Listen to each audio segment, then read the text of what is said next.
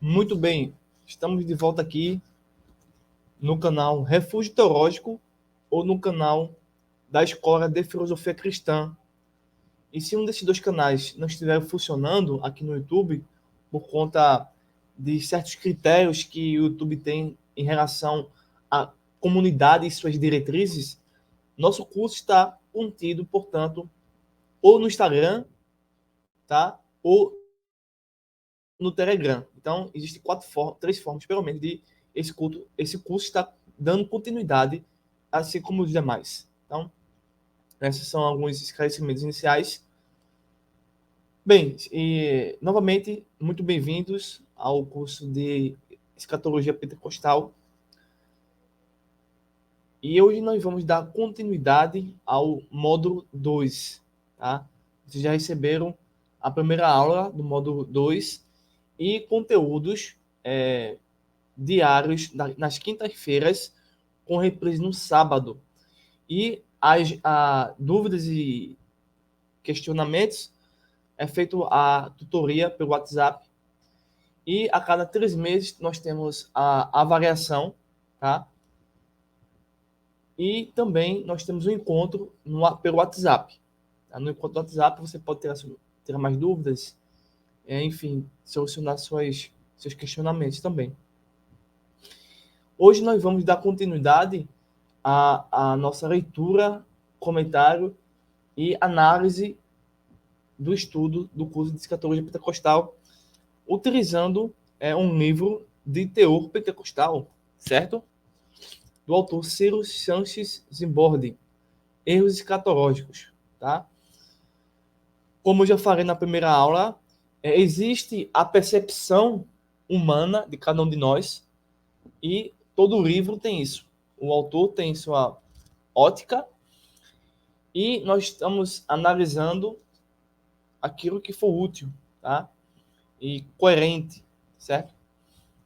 E ele também faz um trabalho muito interessante, pois ele reúne aspectos atuais, né, que estão aí perturbando e, ao mesmo tempo, desviando as pessoas da verdadeira escatologia, certo?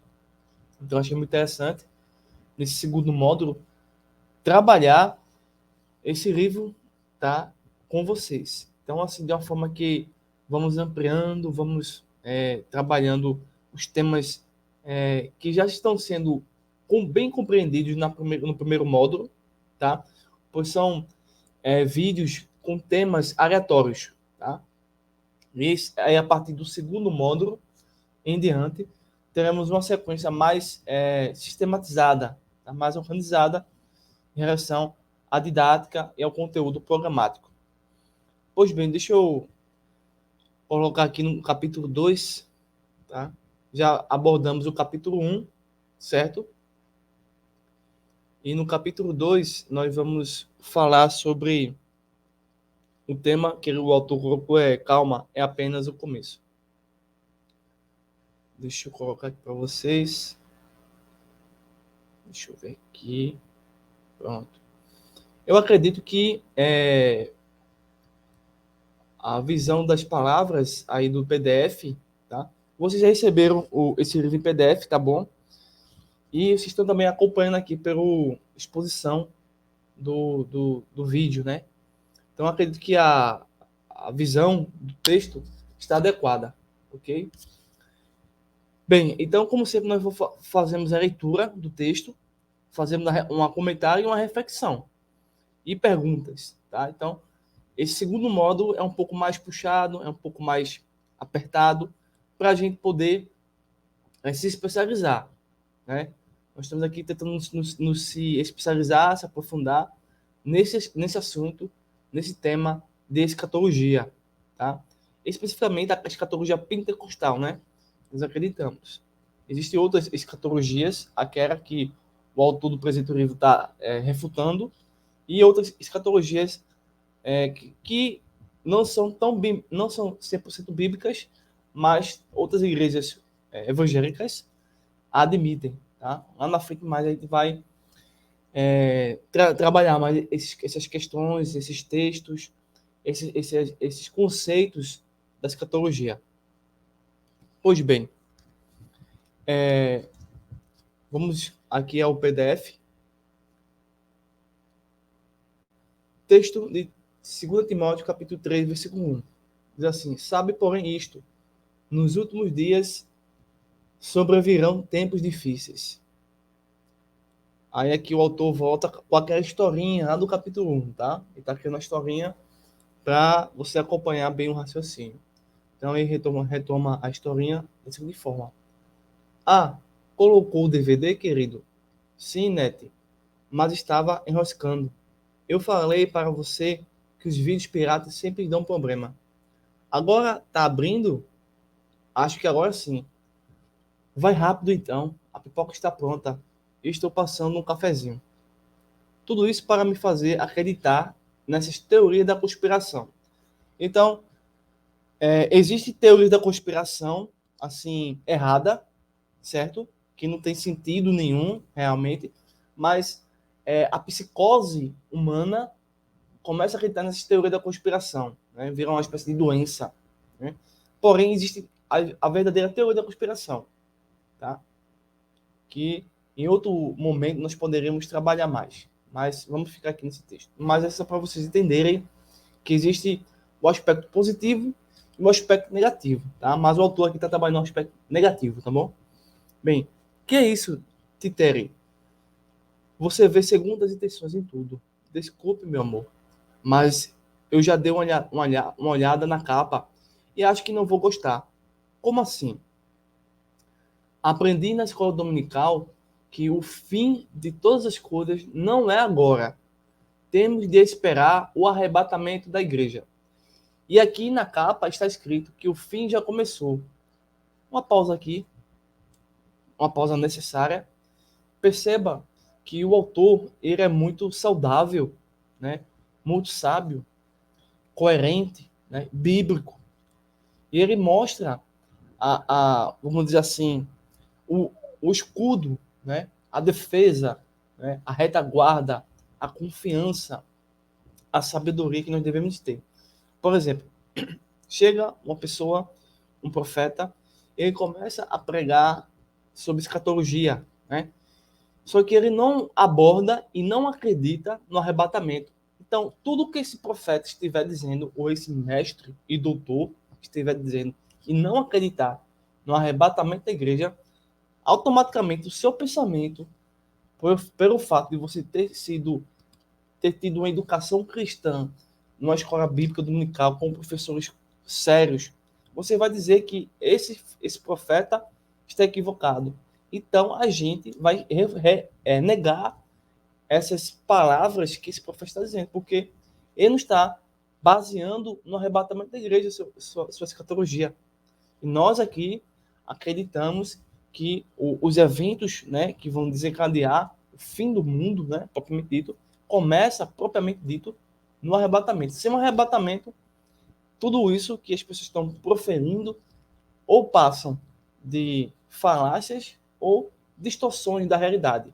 Então, é muito interessante essa parte aí. Então, nós temos que esperar o arrebatamento.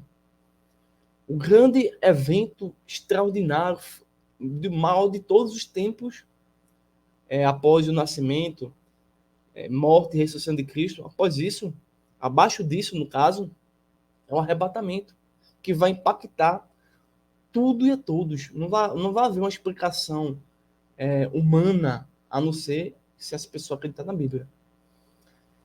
Bem, e aqui, voltamos aqui ao texto. Então a gente precisa ter essa mesma metodologia, essa mesma confiança, tá? Tite, por que você acha que ainda não é o fim? Há tantos sinais se cumprindo, terremotos, guerra, fome. Olha, Tite, eu li em um livro bastante interessante que o próximo grande evento escatológico é o arrebatamento. Deixa eu botar aqui. E ele desencadeará vários outros acontecimentos. Mas isso ainda não é o fim. Então, tudo começa no arrebatamento.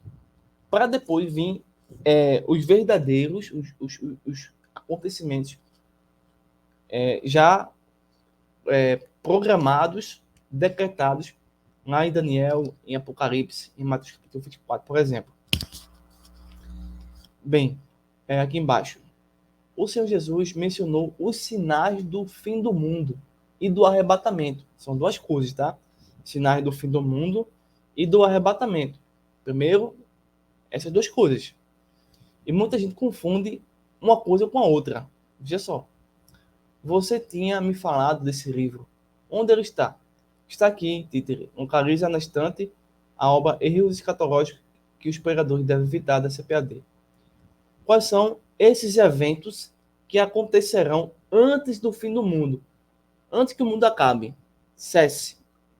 Né? O que acontece antes disso? Pergunta a Marionete, folheando o livro. Segundo o autor do livro, abre aspas, né? A própria Bíblia diz isso, né? Mas aqui está dessa forma, mas a Bíblia quem diz isso, não é o autor do livro. A Ciro Chance está dizendo, não. Ele não é nada, nem eu, nem você é nada. É a Bíblia que está dizendo, né? Primeiro que a Bíblia diz, haverá o arrebatamento da igreja, haverá o tribunal de Cristo, haverá as bodas do Cordeiro, haverá a grande tribulação, a batalha do Armagedon, o aprisionamento de Satã, o milênio, né? Só depois de tudo isso virá o fim. Esses são os eventos finais do fim dos tempos. Milênio. Isso, para a minha utopia. Você acredita mesmo que Cristo reinará na Terra por 1000 anos? Então, nós e a Bíblia ensina que Cristo vai reinar na Terra por 1000 anos. Existem outras igrejas evangélicas e teorias da conspiração que não estão nem aí para isso. Tá? Então, muito cuidado. Nós ficamos com o que as escrituras ensinam. Cristo reinará na Terra por 1000 anos. Aí, por que não? Em Apocalipse capítulo 20, está escrito 6 vezes que Jesus reinará por 1000 anos. Está afiado em, se isso for verdade, realmente estamos apenas no começo. Vou dar aqui uma pausa, tá? Eu vou depois retomar aqui a parte do professor Bibliófilo. Deixa eu... Vocês estão vendo aí essa parte daqui, ok? Que eu marquei aqui, né? Selecionei. Veja que eu vou trabalhar aqui alguns eventos que nós já explicamos a vocês aqui já. Eu vou falar um pouco sobre o Tribunal de Cristo, sobre a boda do Cordeiro, sobre o arrebatamento, sobre a grande tribulação, sobre o Armagedon e sobre o milênio, tá? Vamos começar com o arrebatamento, tá bom? Arrebatamento. Veja bem, temos pelo menos 4 perguntas muito comuns que as pessoas fazem sobre o arrebatamento, tá? Então, qualquer coisa, você dá uma pausa nessa parte e esperam dar continuidade posteriormente, para vocês entenderem bem o assunto. Bem, o que será o arrebatamento? É a primeira pergunta. O que é o arrebatamento? Já no primeiro módulo, a gente já falou muita coisa sobre o arrebatamento, tá? Mas aqui nós vamos trabalhar um pouquinho mais. Tá? Bem, o arrebatamento será o momento no qual o Cristo voltará para buscar a sua igreja escolhida e para conduzir às mansões celestiais. Ele é um evento narrado na carta de Paulo aos Tessalonicenses e aos Coríntios, em Apocalipse e em outros livros da Bíblia. Pode ser comparado ao fenômeno da transgradação que ocorreu com Enoque e com Elias. Gênesis capítulo 5, verso 24 e 2 Reis, capítulo 2, verso 11. Essa é a primeira pergunta. O que é o arrebatamento? Tá? Respondida. Outra pergunta muito comum sobre o arrebatamento é: o que significa a palavra arrebatamento? O que significa a palavra arrebatamento? No original grego, arrebatar significa tirar a força, raptar, né, de uma forma abrupta, rápida, né, energética, né? E em muitos círculos teológicos se usa a expressão o rapto da igreja para se referir ao arrebatamento do corpo de Cristo, né, a retirada dos santos deste mundo tenebroso. Uma terceira pergunta muito comum é: quando se dará o arrebatamento? Quando acontecerá o arrebatamento? Quando se dará o arrebatamento? Quando o Cristo voltar para buscar sua igreja antes da grande tribulação. Então perceba aí que o arrebatamento era antes da grande tribulação. Primeiro tem um arrebatamento e daí dá a origem à grande tribulação. 1 Tessalonicenses, capítulo 1, versículo 10. Como estamos vivendo dias proféticos, nos quais alguns sinais que anunciam o fim dos tempos têm sido evidenciados. É possível concluir que o arrebatamento se dará a qualquer momento. Aí nós temos aqui a chamada doutrina da iminência, né?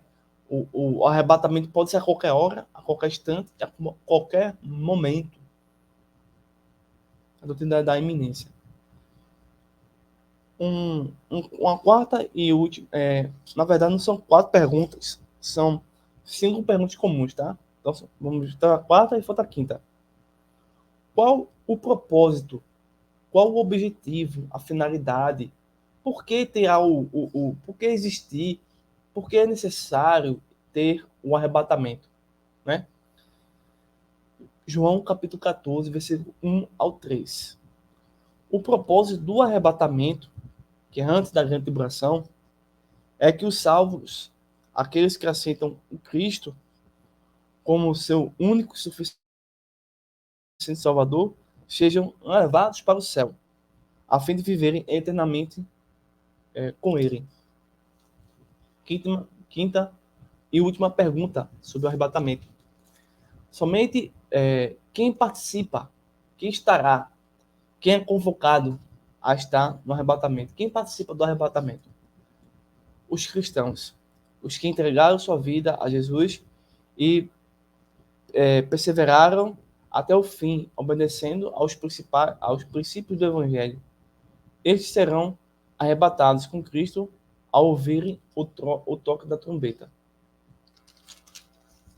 Certo? Então, são algumas perguntas muito comuns sobre o arrebatamento. Primeiro, um grande acontecimento fantástico, né? Antes da grande tribulação. Vamos falar agora sobre o tribunal de Cristo. Então, eu separei aqui pelo menos 2 perguntas muito comuns que as pessoas usam ou fazem sobre o tema o tribunal de Cristo. Primeira pergunta: o que será? O que é o tribunal de Cristo? Bem, o tribunal de Cristo será um evento ou é um evento escatológico profético que vai ocorrer em um lugar preparado por Deus, onde o Senhor Jesus estará com a sua igreja para julgar as obras de cada um na terra. Então, esse será o tribunal de Cristo em relação aos salvos. Segunda pergunta: quem participa do tribunal de Cristo? Somente os salvos, os eleitos, os redimidos, os escolhidos, os cristãos que se mantiverem fidelidade a Deus e perseverarem na fé até o fim. Um próximo evento escatológico, que já é interessante, é chamado Bodas do Cordeiro. Tá? Bodas do Cordeiro. O que é isso? As bodas do Cordeiro é o fato de Cristo conduzir a sua noiva, a noiva é a igreja, né? Para o palácio real, onde se encontrará a sala de banquete, quando então terão início as bodas do Cordeiro. Apocalipse capítulo 19, versículo 7. E a glória as bodas do Cordeiro é a glória espiritual final e a alegria dos fiéis servos de Deus. Observe que a igreja é retratada como noiva de Cristo no período das bodas, porém, como esposa, a mulher do Cordeiro.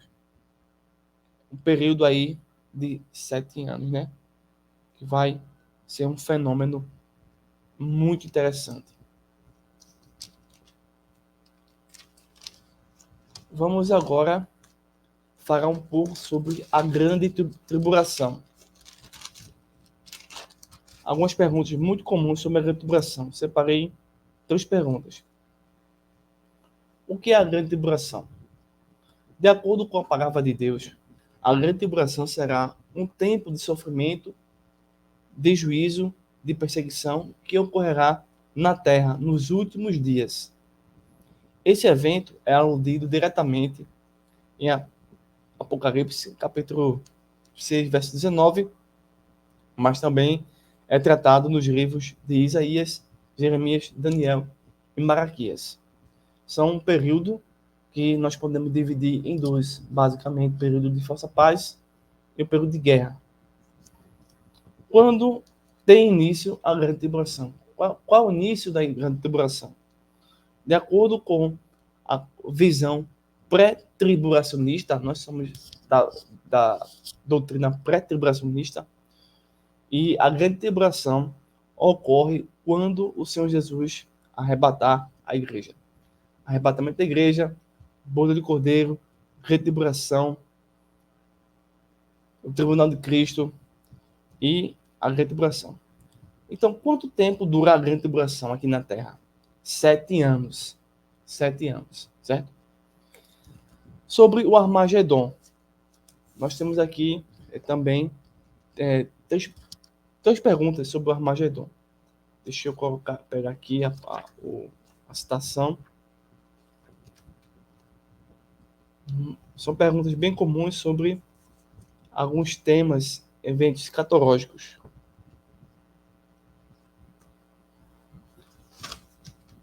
O que significa o termo Armagedon?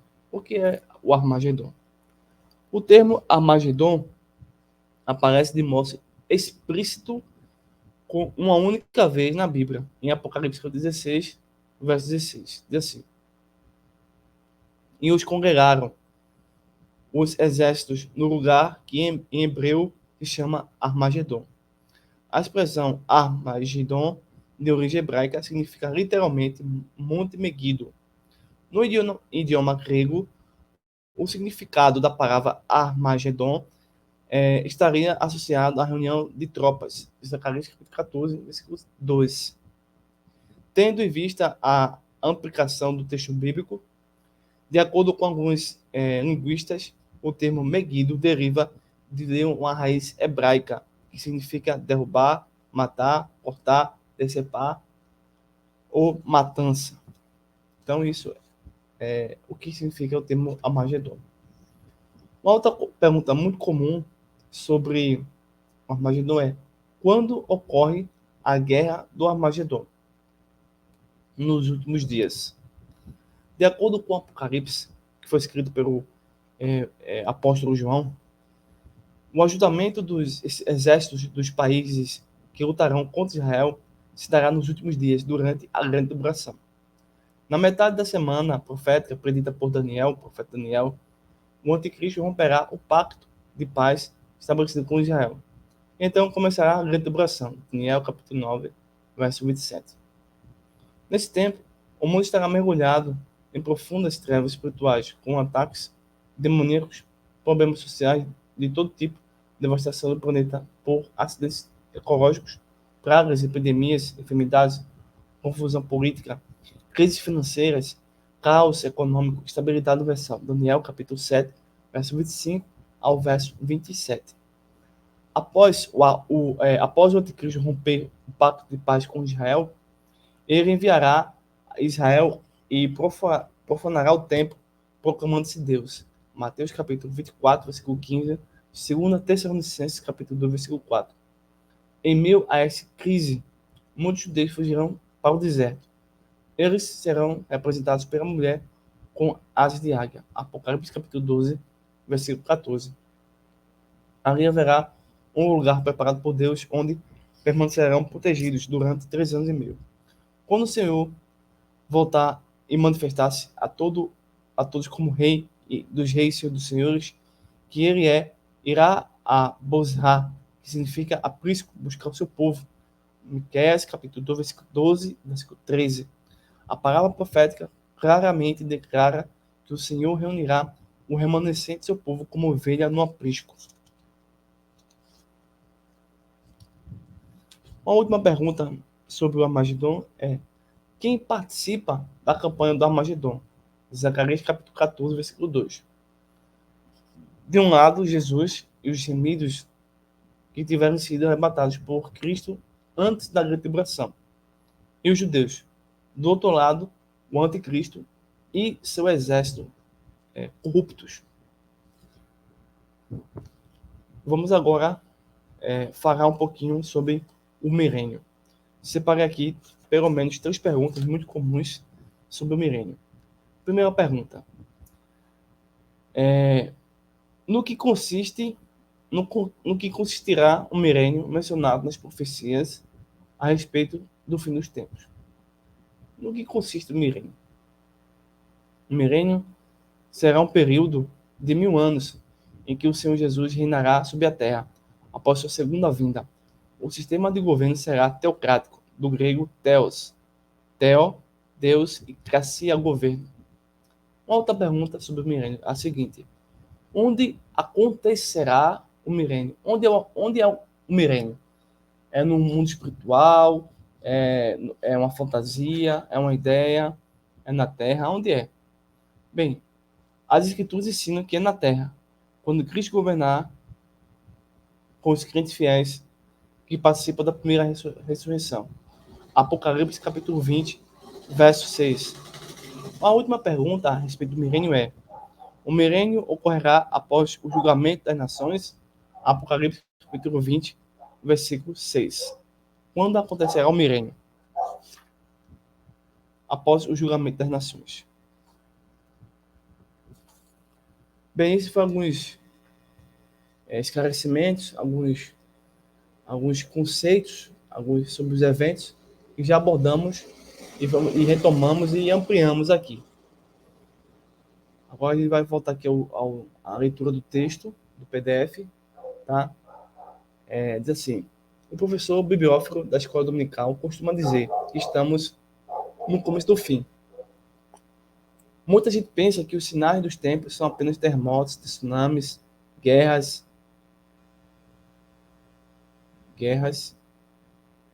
Em vez de nos preocuparmos com o fim do mundo, deveríamos observar os sinais do arrebatamento, principalmente os que ocorrem na igreja. A igreja é santa, Títer. De qual igreja você está falando? Para mim só existe uma. Olha, querida, a igreja de Cristo é uma só. Mas eu aprendi que não podemos confundir o corpo de Cristo com as igrejas locais, entendeu? Mais ou menos. Chega de polêmica. Vamos ver o vídeo logo. Depois você me fala mais sobre tudo isso, inclusive sobre o milênio. Pois ouvi um pregador da TV dizendo que já estamos participando espiritualmente do reino milenar. Isso não é bíblico, né? Acreditar nessa doutrina, tá bom? Que é isso, Net? Então, ele é amilenista. Então, para essas pessoas, o milênio de Cristo é um reino espiritual, tá? De 1000 anos. Isso não existe, tá bom? O que amilenista é o seguidor do amilenismo. Existem 3 escolas de escatologia. Além do amilenismo, há o pós-milenismo e o pré-milenismo. E complicou. Deixa para lá. Vamos assistir ao DVD. Títere e Marionete voltam no próximo capítulo. O que é a nova ordem mundial? Bem, eu já falei para vocês que existem estudos sérios, fundamentados na realidade, tá? Que falam muito sobre a nova ordem mundial. E existem pessoas falando devagações, mais uma perturbação mental sobre essa nova ordem mundial. Então o autor aqui está pegando essa turminha aí, essa turminha, tá? Que fica falando qualquer coisa e perturba as pessoas que precisam entender os acontecimentos gerais, né, do mundo físico e do mundo espiritual. Mas, ressalto, existem estudos sérios sobre a nova ordem mundial e que essas pessoas que se dedicam a esse trabalho, eles querem realmente mostrar a vocês a procedência, né? Então, vamos ver aqui a leitura do texto. A humanidade passa por grandes opressões, decorrente das catástrofes, guerras, corrupção, violência urbana, injustiças sociais, carestia, decadência moral, falta de emprego. Isso leva todos a suspirarem por um mundo melhor, em que a paz finalmente reine. Em 1991, depois da queda do Muro de Berlim, na Alemanha, e do enfraquecimento da antiga União da República Socialista Soviética, o presidente dos Estados Unidos, George Bush, pai, empregou o termo Nova Ordem Mundial, em alusão ao período em que as nações se unirão para alcançar as universais aspirações humanas de paz, segurança e liberdade. Desde então, essa expressão usada por Bush tem recebido várias definições que em alguns momentos se intercambiam. Então, esse assunto sobre a União Soviética, que é a atual Rússia, a Alemanha e os Estados Unidos criando a nova ordem mundial, é muito extenso. Não vou me estender nisso, tá bom? Mas só um pequeno parêntese. A antiga União Soviética, que hoje é a Rússia, faz parte, inclusive existem estudos escatológicos da própria CPAD que trabalha a União Soviética, o comunismo, né, contra a igreja. Por sua vez, a Alemanha também teve um outro tipo de comunismo, que era o nazismo, tá? E os Estados Unidos, eles atualmente, antes de Bush, né, e após esse Bush, eles foram engolidos pela própria nova ordem mundial, né, que é um tipo da nova esquerda, que é nada mais, nada menos do que o próprio comunismo. Bem, somente isso para o YouTube não aparecer vídeo, né? Mas lá no grupo, no WhatsApp, a gente vai poder se aprofundar, tá bom? Bem, segundo a Bíblia, somente o Senhor Jesus, ao implantar na terra o seu reino milenar, satisfará plenamente os anseios de paz, segurança e liberdade, instaurado uma nova e definitiva nova ordem mundial.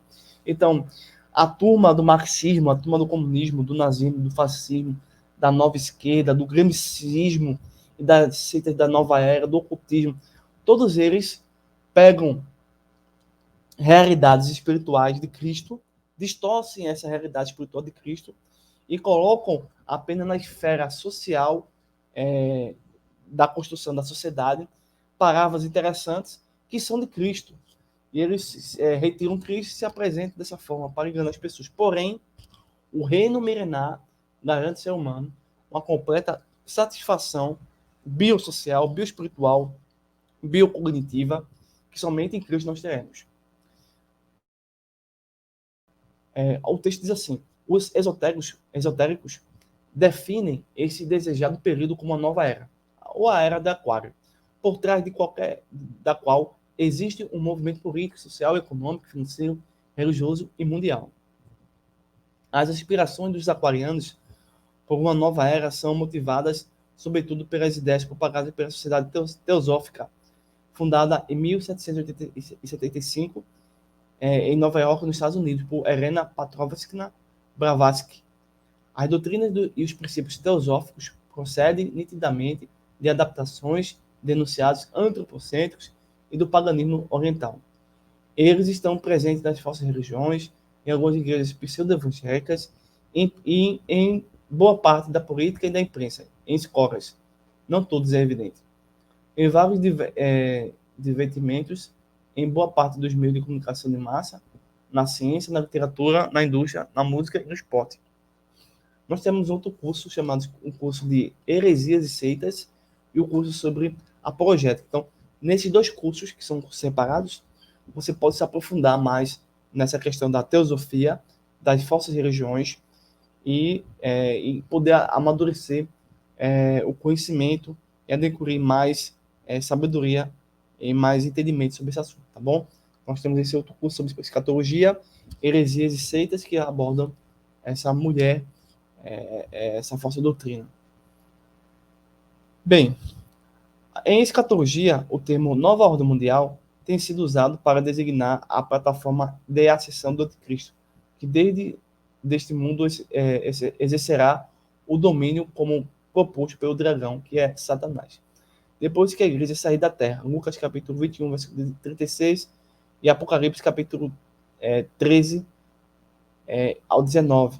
Entretanto, o anticristo vem para encabeçar uma desordem mundial, conscientemente ou não, grandes mortalidades, verdadeiros genocídios, verdadeiros gênios de todos os campos do saber humano já estão a serviço do futuro governo da besta. Nós estamos vendo aí todo desde, por exemplo, desde a queda do Muro de Berlim, né, da antiga União Soviética, da destruição de Jerusalém no ano 70, já podemos perceber isso. Colaboraram antecipadamente com a tríade satânica, que será formada pelo dragão, que é o diabo, a besta, que é o anticristo, e a segunda besta é o falso profeta. Escritores, jornalistas, estadistas, educadores, financistas, teólogos, economistas, investidores, cientistas, atores, empresários, de maneira sutil, porém eficaz, agem no mundo através da diplomacia, da movimentação do dinheiro, da tecnologia, do projeto que visam a pretensa paz mundial, preparando o mundo para a chegada do homem do pecado. Segundo a Bíblia, já ocorre uma ação anticristã camuflada. Veja aí, na sua Bíblia, em 2 Timóteo, capítulo 2, versículo 13 ao 9, e 1 João, capítulo 4, versículo 3. Então, você aí que acompanha nosso estudo e o nosso canal, pode dar uma pausa no vídeo e verificar essas situações para aumentar a sua reflexão sobre esse tema, tá bom? Voltemos ao texto, a qual antecede a manifestação aberta do Cristo e do falso profeta. Apocalipse capítulo 13. Tá? Os pregadores do terror, por sua vez, afirmam que a nova ordem mundial é o governo da extinta sociedade secreta dos Illuminati. Existem essas conjecturas, tá? Que são os comunistas, que são os nazistas, tudo mais. Porém, as escrituras falam que nada mais é do que o próprio Cristo, né, no Apocalipse. E dizem que isso representará a concretização dos planos dos Bilderbergs. Eles de fato existem, tá bom? Mesmo assim, tomando como base mencionada a declaração de George Bush, faz uma série de especulações a respeito do império do anticristo e vem o predomínio da sociedade secreta nos governos, ONGs, empresas, escolas, igrejas e produtos. Isso é fato. Querendo ou não, essas seitas, esses ocultistas, bruxos, feiticeiros, né, encantadores, eles estão infectando toda a camada, todo o tecido social, todas as instituições que você puder imaginar, todas elas. Bem, então, os cristãos desavisados se assustam com vídeos a respeito da nova ordem mundial e do fim do mundo, pelos quais se assevera. O fim já começou. Não há dúvida de que vivemos nos últimos dias. Eles estão descritos na Bíblia como trabalhosos, difíceis e perigosos para o povo de Deus. Mas quem dá crédito à escatologia aterrorizante acaba não atentando para os sinais relacionados com o começo do fim. Isso mesmo, sinais do começo. A pós-modernidade é o nosso tempo, a nossa época. Ou, melhor dizendo, a modernidade líquida, tá bom? Tem se notabilizado pelo progresso no uso da imagem. E o diabo, evidentemente, sabe tirar proveito disso, através de símbolos místicos, impregnando de influência maligna para orientar a mente humana. Mas não precisamos sair pelo mundo à procura de empresas, atores, jogadores de futebol, escritores, pastores ou instituições que sejam maçons iluminados. Isso é paranoia. Existem pessoas que vão realmente ultrapassar, né, os devidos critérios da racionalidade, né, os critérios da análise. Eles vão ficando alucinóticos com tanta falsa informação, né? Tenha muito cuidado com esses assuntos também. Diferentemente do que afirmam os terrarólogos de Platão, o fim ainda não chegou. A palavra de Deus mostra que estamos vivendo nos últimos dias, que antecedem o início de uma série de eventos escatológicos. E há servos do Senhor que, em vez de ficarem atentos aos sinais do Armagedon previstos nas Escrituras, estão cada vez mais aterrorizados com especulações inversionistas que nada levam. Então, realmente, estudar escatologia te dá um fôlego, te dá uma animação muito grande, muito prazer, né? É um exercício das Escrituras, é uma mentalidade das Escrituras. Porém, existem informações externas, tá, que podem ser positivas e podem ser negativas. As informações negativas, né, por exemplo, sobre a nova ordem mundial, produz em pessoas um desvio da doutrina cristã. Por outro lado, existe, obviamente, o aspecto positivo sobre a nova ordem mundial, que você vai perceber, olha ali, o mal está agindo nessas pessoas, nessas organizações reais. Tá? Esses grupos, eles existem. Então, são duas formas de você observar no que diz respeito a essa perspectiva da escatologia. Quando será o fim do mundo?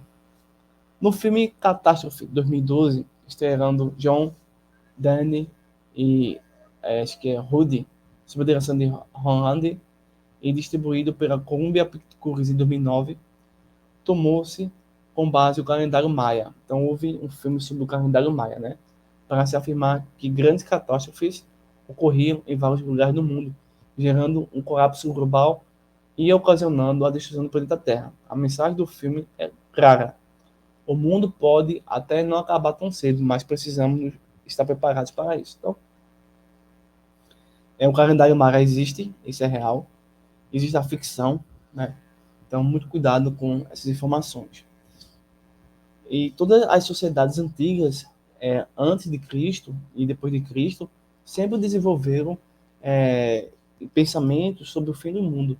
Então, isso é mais uma evidência que as comunidades que não foram alcançadas ainda pelo Evangelho têm acessibilidade sobre o fim do mundo. Porém, o inimigo ele atua para distorcer fatos sobre o fim dos tempos, como o calendário maia, né? Um exemplo disso.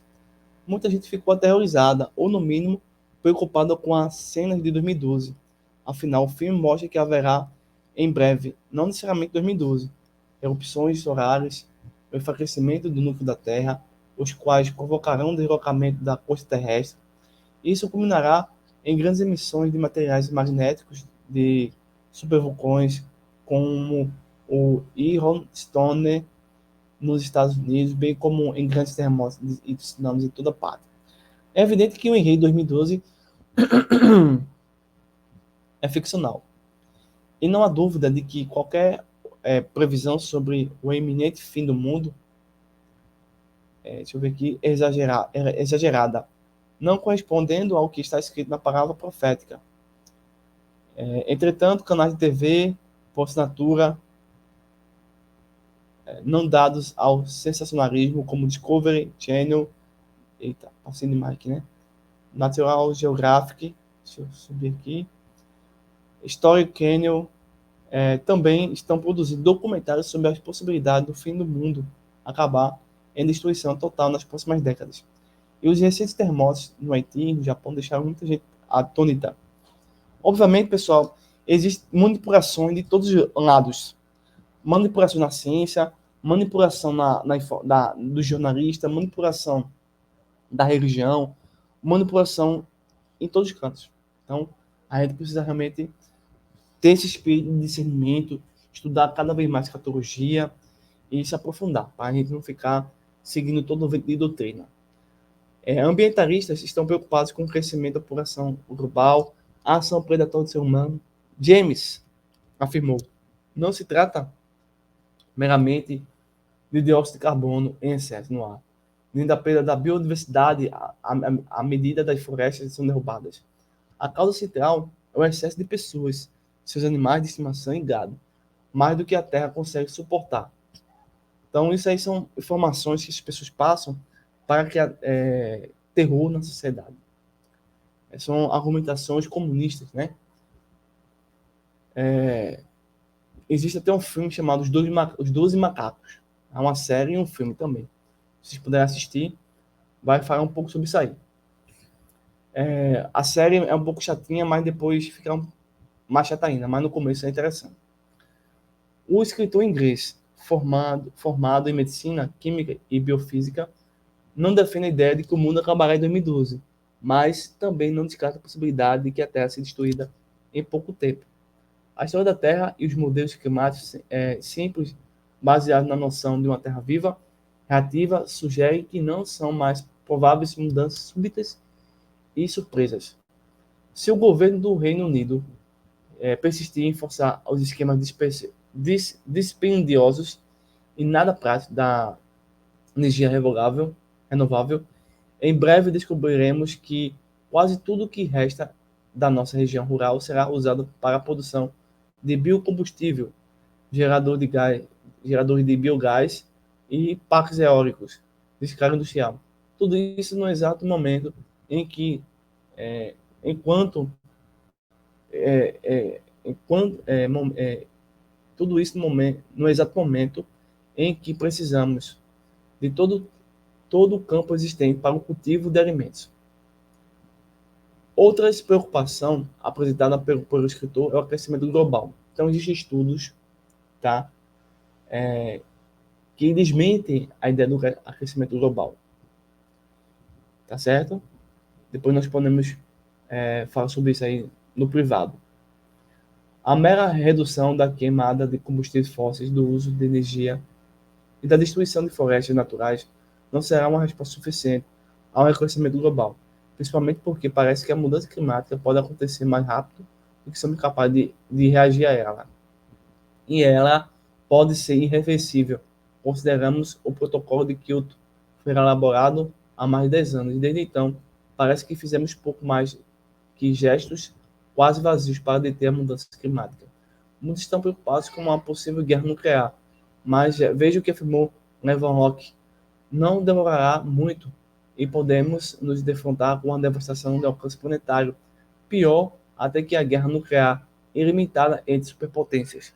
A guerra climática poderia matar quase todos nós e deixar um mundo sobreviventes em um padrão de vida comparável à da Idade da Pedra. Podemos ignorar a mensagem transmitida por um filme de ficção e até rir dela, mas o alerta de um cientista premiado como James, considerado pela revista Prophecy um dos maiores intelectuais do mundo, não pode ser desprezado. Chegará sem dúvida ao período que o Senhor Jesus chamou de grande tribulação. Mateus capítulo 24, verso 29. Em que males sem precedentes virão sobre a humanidade? Enquanto muitas pessoas otimistas em todo o mundo anseiam por uma nova ordem mundial, outras pessimistas esperam o fim do mundo. Mas o salvo em Cristo, o que ele deve aguardar? A bem-aventurança, a esperança da igreja, o arrebatamento. Afinal, vivemos no período que antecede esse glorioso evento.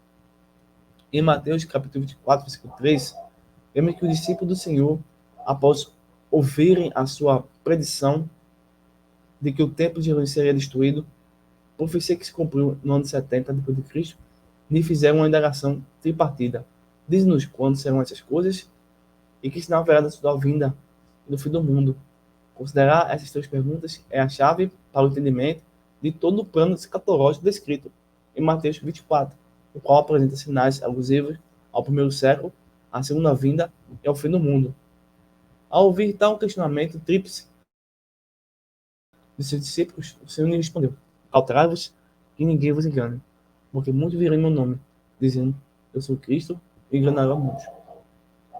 Isso mostra que nos dias que antecedem o arrebatamento, aumentará o número de enganadores e de seguidores do erro, inclusive entre os cristãos. Depois do arrebatamento, entrará em cena o anticristo e o falso profeta. Mas já há no mundo inúmeros percussores desses agentes do mal. Não são poucos os propagadores de falsas doutrinas e falsificadas nesses dias que antecedem o rapto da igreja. Na resposta à pergunta tripartida de seus discípulos, o Senhor profetizou: levanta-se-ão muitos falsos profetas e enganarão a muitos. Cada dia aumentará o número de lobos, que, em sua aparência de piedade, se postam nas ovelhas, engano os desviados. O fim propriamente dito ocorrerá somente depois de vários eventos escatológicos previstos nas Escrituras. Primeiro o arrebatamento da igreja, em seguida o tribunal de Cristo, depois a boda do Cordeiro, a grande tribulação, a batalha do Armagedon, o milênio e a última revolta de Satã. Mas estamos nos últimos dias, expressão que alude ao período que antecede a segunda vinda, a qual é realmente muito difícil, ao contrário do que afirmam os ufanistas e os triunfalistas.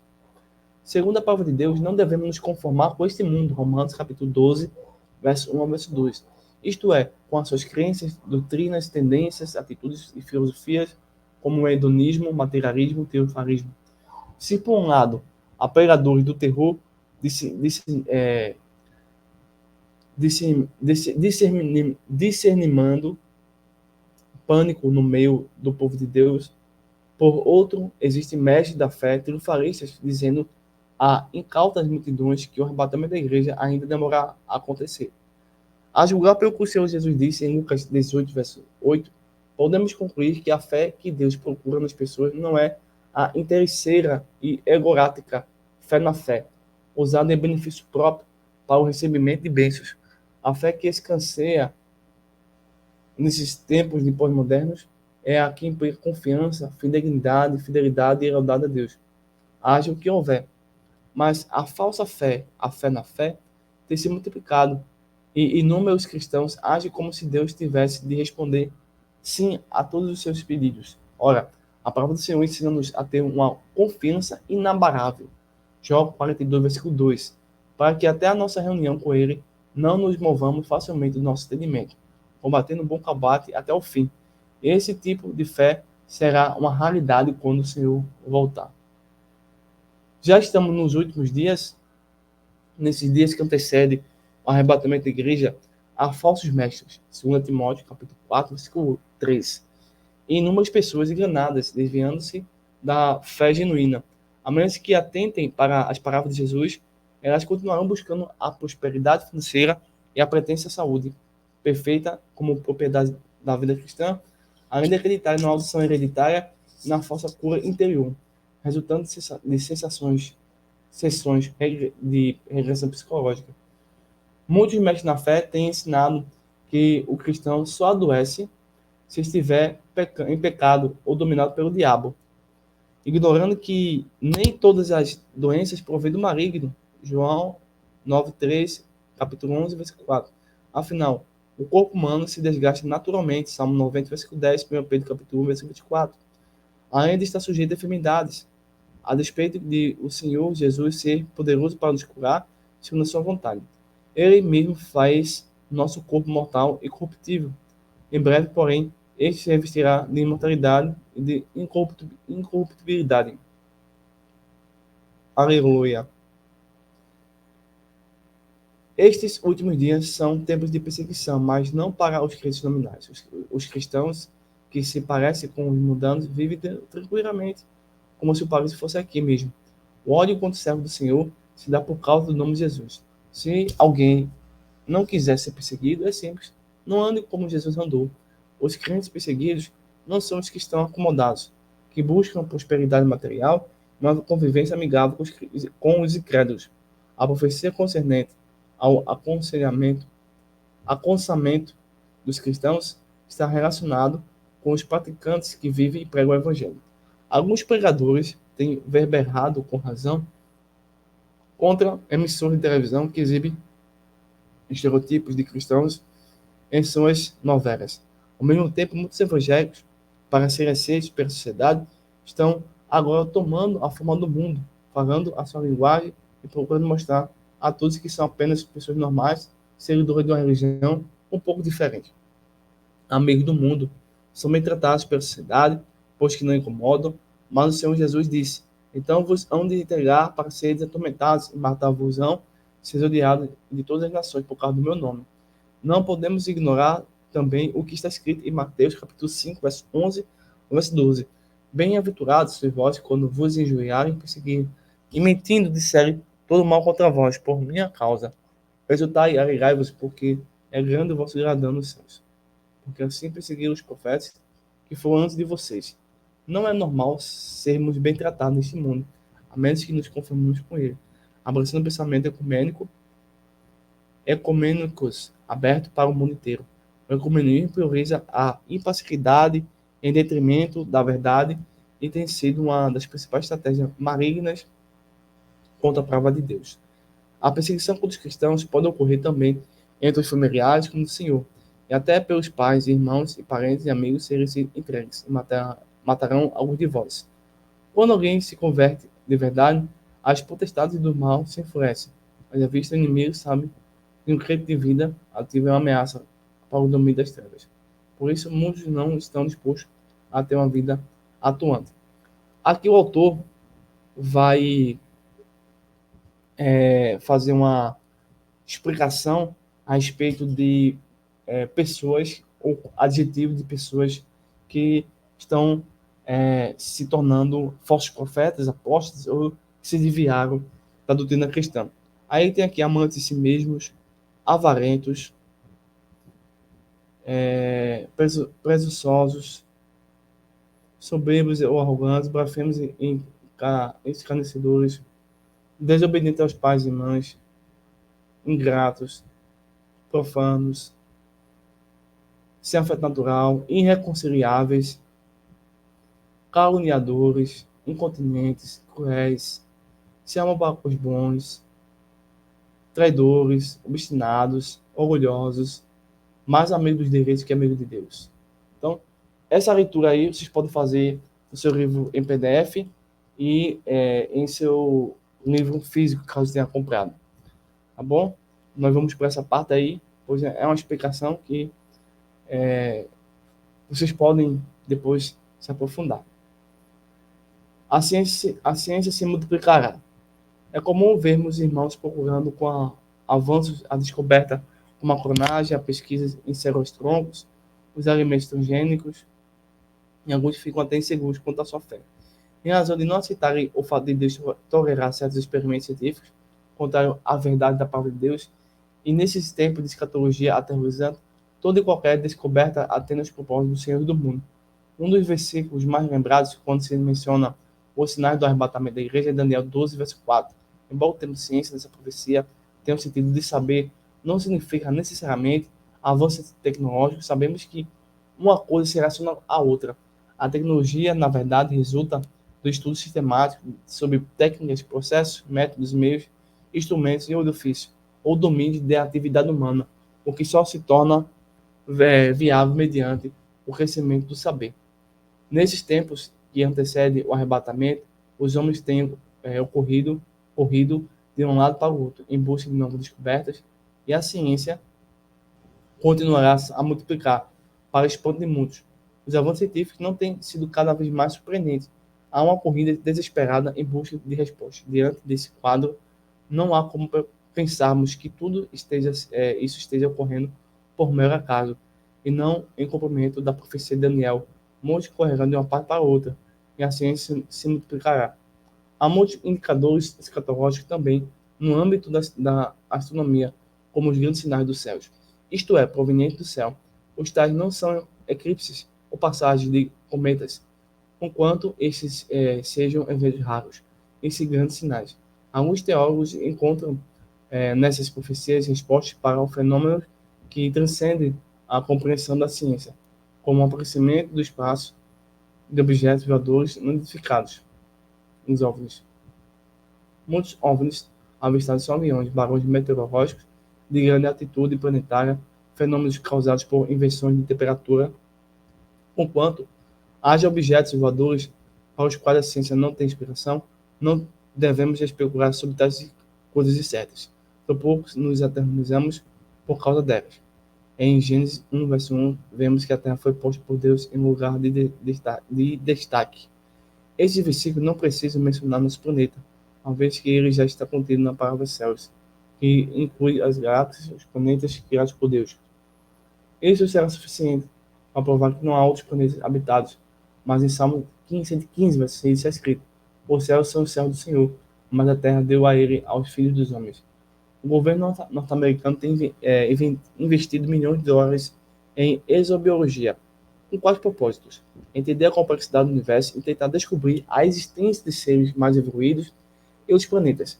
A exobiologia é o estudo de suposta vida fora da Terra, mas não deve ser confundida com a ufologia, que é especulativa e propagada invencionistas a respeito de discos voadores extraterrestres. A exobiologia é uma ciência multidisciplinar que abarca elementos da biologia, física e química.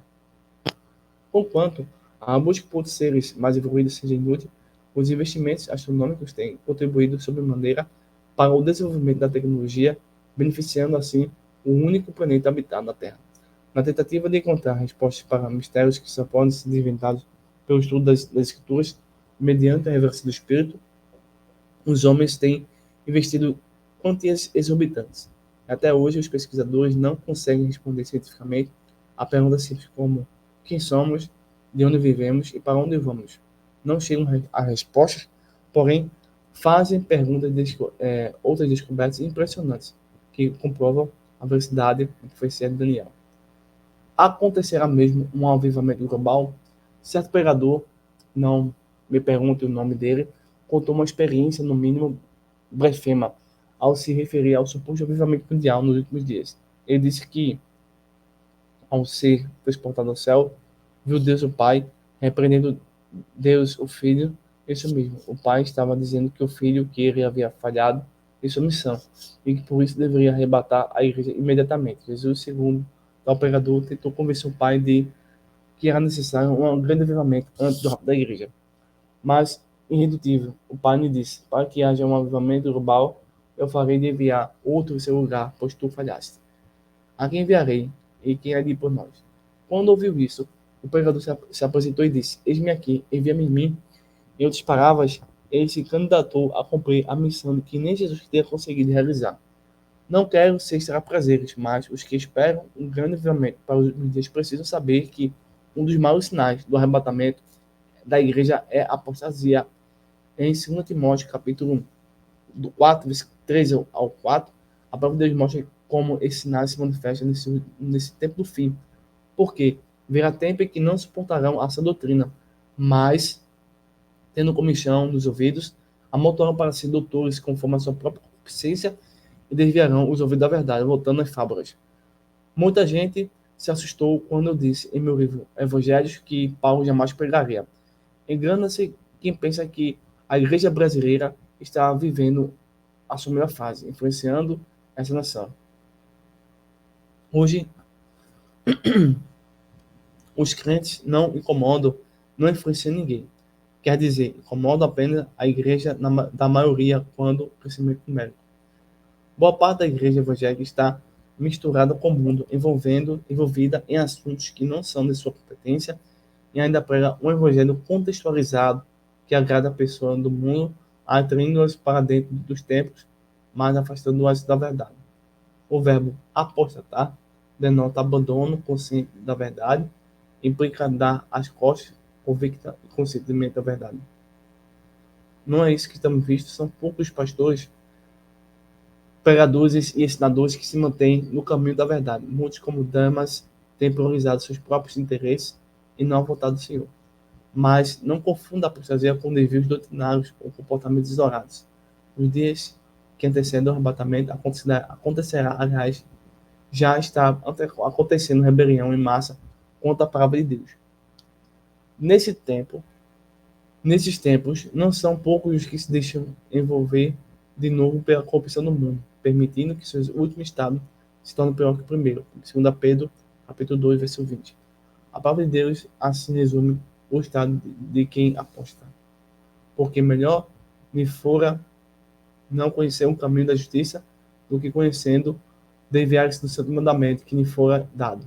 Desse modo sobreveio-lhes o que, por um verdadeiro provérbio, se diz: o cão voltou ao seu próprio vômito, a porca lavada ao esponjador de lama. Como contestar as doutrinas falsificadas se uma grande parte do povo evangélico já as aceita como verdadeiras? Então, temos aí uma crise, um quadro terrível que está nos acompanhando. Então, nós precisamos reagir contra essa situação. Mas não confunda doutrinas falsificadas com doutrinas falsas. Elas vêm de fora, como a reencarnação, a maiolatria. As falsificadas são piores, porque estão em nosso meio, misturadas com as doutrinas bíblicas. Não nos esquecemos de que o diabo não nos ataca apenas por meio do mal. Ele também se vale do falso bem, dos falsos evangelhos, isto é, das falsas boas novas. O pecado do apóstata é maior do que a pessoa que nunca foi salva. Ela vive nos tempos da ignorância e ainda segundo o curso deste mundo. Aquele que, quando peca, faz isso de modo natural e consciente. Pastores que antes tinham a Bíblia como a sua regra de fé na prática da vida, agora priorizam o bem-estar da terra, abrindo mão dessa doutrina. Pregadores famosos com segundas intenções mensageiam os egos dos ingênuos e ensinam doutrina de demônio. Não há nenhum incentivo bíblico para crermos que nos dias que antecedem o arrebatamento da igreja ocorrerá um avivamento global e que a maioria das pessoas no mundo se converterá. A despeito de algumas igrejas estarem experimentando um período de avivamento, os últimos dias, de modo geral, são trabalhosos, difíceis, perigosos, aos quais requer-nos grande vigilância. Definitivamente, o arrebatamento não será procedido por um grande avivamento em todo o mundo, o que ocorreria nas igrejas da Ásia nos primeiros séculos. Serve de comparativo para entender a situação da igreja de hoje. Não houve naqueles dias um movimento geral. A maioria dos pastores foi repreendida, e mesmo os que estavam agradando a Deus, como os que de Filadélfia, foram incentivados a serem fiéis até o fim, vencendo-os os falsos apóstolos, os falsos profetas, os falsos pastores, a soberba, as heresias e o modismo, a impureza, a munidão espiritual e as perseguições. Em Mateus 24, verso 12, o Senhor Jesus mencionou dois alarmantes sinais relativos aos últimos dias, um decorrente do outro. E por se multiplicar a iniquidade, o amor do mundo se enfriará. Hoje, muitos crentes, muitos mesmo, estão se desviando da verdade e alguns até pensam que estão experimentando um grande avivamento. Não é por acaso que a palavra de Deus assevera que a porta da salvação é estreita e que poucos são os fiéis. Aliás, são poucos que agradam o Senhor, que o salmista, de maneira profética, disse: os meus olhos procuram os na terra, para que estejam comigo. O que anda no caminho reto, esse me servirá. Gosto de fazer comparações entre a Igreja de Cristo de Éfeso e Tiatira. A primeira começou bem, mas o seu amor esfriou, a ponto de ouvir do Senhor: lembra-te, pois, de onde caíste, e arrepende-te e pratica as primeiras obras. Já a de Tiatira havia melhorado e recebeu de Jesus este elogio: as tuas últimas obras são mais do que as primeiras. Qual é a nossa condição nesse momento, caro leitor? Então, qual é a minha condição, qual é a sua condição, né?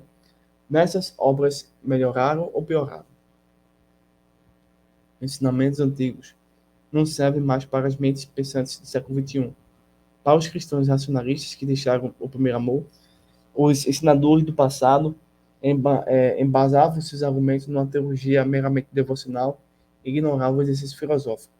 Com isso, a tendência é que as doutrinas fundamentais sejam desprezadas pelos livres pensadores da igreja moderna. Por causa disso, os mensageiros conservadores, do ponto de vista bíblico, é evidente, são vistos como extremistas, descontextualizados ou politicamente incorretos. Você está disposto a ser um pregador da verdade, que anuncia o evangelho e protesta contra o pecado, ou prefere ser bem tratado pelo mundo? Estamos nos últimos dias. Não podemos brincar. Ainda há tempo para abandonarmos as enfermidades.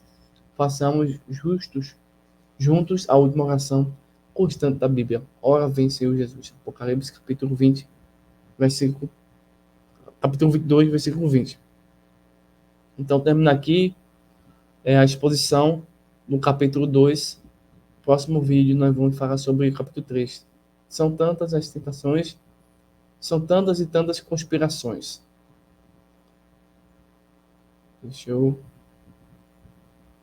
Bem, esse foi o capítulo 2, segundo vídeo do módulo 2 do curso Escatologia Pentecostal. Estamos analisando a obra, comentando, ampliando, observando os detalhes importantes sobre erros escatológicos do professor, escritor e pastor Cyril Chance Zimbordi. Então, espero que vocês tenham aproveitado esse tempo e assim vocês possam fazer suas anotações, rever o vídeo, e espero que esse segundo conteúdo vocês percebam que estamos amadurecendo no que diz respeito ao curso de Escatologia Pentecostal. Um forte abraço, bons estudos e até o próximo vídeo, se assim Deus nos permitir. Até breve.